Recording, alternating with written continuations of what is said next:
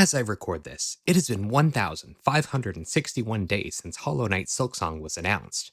That's more than 6 years. At this point, I'm just about ready to give up on the idea that it'll ever come out to the Mac, or any other platform really.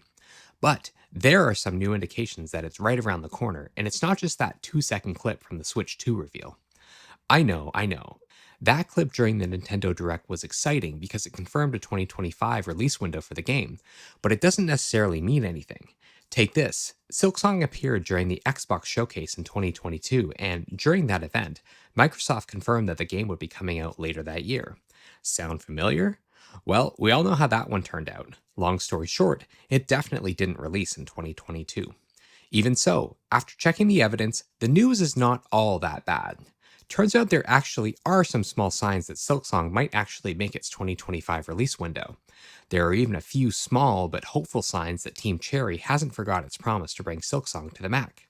And because I haven't said it yet, hey there, this is Mac Gaming News Weekly. If you're into gaming on Macs and want to see more videos about Mac gaming, maybe give that like button a poke. Anyway, back to Silksong. The first development pointing to a 2025 release window happened when the Steam metadata of Silksong was updated on March 24th. There were a number of changes, but the most crucial was a change to the Steam store page, which was updated to list the game as a copyright Team Cherry 2025, not copyright 2019 as was originally the case. This is exciting because it's the first major change to the Steam page since 2019, aside from adding a screenshot and trailer here or there. The thinking goes, why change the copyright date to 2025 if you don't plan to release in 2025? This is definitely interesting, but there is a solid chance that Team Cherry was just getting its legal ducks in a row for unrelated reasons. But that idea is no fun, so let's mark this one as evidence of a 2025 release. Next, the Silksong trailer briefly disappeared from the game's Steam store page recently. It came back a few days later, but not before a tidal wave of speculation that it was taken down to make way for a new trailer. That didn't end up happening, but it still seems like someone is poking around in the back end for reasons. Finally, the leaker, Ecstasis or Ecstasis or some other pronunciation, claimed on X that Silksong will be presented during the Xbox Game Showcase 2025 to be held on June 8th. So nothing super concrete here, but what we know is that Team Cherry or someone else seems to be fiddling with the Steam page, and there are persistent leaks and rumors about a June release. So maybe? That brings up the question of whether the game will come to Macs as originally promised.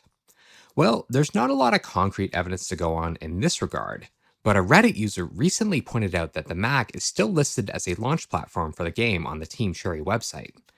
This page is admittedly old though. I checked the date modified field in the web inspector in Safari and found that it was last updated in what looks to be April 2021. The Mac is still listed in the game's press kit on Google Drive too.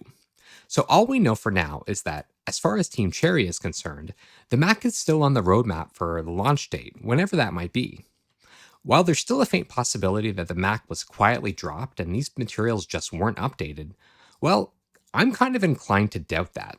That's because both Hollow Knight 1 and Silksong were built using Unity, a platform which makes it relatively easy for developers to compile a Mac version of their game. As I understand it, there's still a lot of QA and bug squashing involved, but Unity supports Mac OS as a build target out of box, so it makes things easier on devs. Anyway, to summarize, there's no new evidence that the game is coming to Mac as intended, but there's also no new evidence it isn't coming. So here's hoping Team Cherry sticks to their promise and brings Silksong to us Mac gamers, preferably day and date with other versions of the game. Something that you can play right now on Mac is World of Goo 2. It came to Steam, GOG, the Humble Store, and more on April 25th, more than 8 months after it originally released exclusively on the Epic Games Store, along with its dedicated worldofgoo2.com website.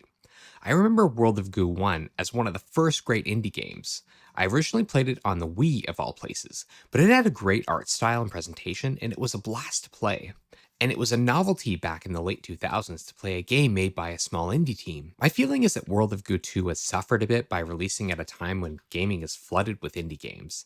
That wasn't the case when it first came out, so the new game is kind of lost in the shuffle a bit, and the Epic Game Store exclusivity definitely didn't help. But for anyone with nostalgic memories of the first game, World of Goo 2 is a worthy pickup on the Mac. And another game that's coming over soon? MapleStory has been announced for Mac in a video by developer Nexon. I haven't played MapleStory, so I don't know a ton about it, but I do know that it's hugely popular, with over 180 million registered users by 2020. In the video, Nexon stated that since there are, quote, many macOS users globally, we believe this will give Maplers many more ways to conveniently play MapleStory. Gotta say, it's nice to hear someone acknowledge that there are a lot of Mac users out there, many of whom want to use their devices to play video games. Previously, Mac users could have played MapleStory through NVIDIA's GeForce Now Cloud streaming service. Additionally, some players have used compatibility layers like Crossover or Apple's game porting toolkit to run the Windows version of MapleStory on Mac, though these methods may have had limitations and are not officially supported. So, having the game come to the Mac natively will be great for those players. No word on a release date for the Mac version of the game, but watch this channel for more info on that when it becomes available. And in our final story, Dave the Diver has some new DLC available on Mac, and like last year's Godzilla DLC, it's time limited. The Ichiban's Holiday DLC for Dave the Diver is a time-limited content pack available for purchase from April 10, 2025 until October 9, 2025 exclusively. The crossover introduces Ichiban Kasuga from the Like a Dragon series into Dave the Diver, featuring new minigames, sushi bar staff, and themed content. So this marks the second instance of time-limited DLC for Dave the Diver, and many are speculating they are doing this over rights.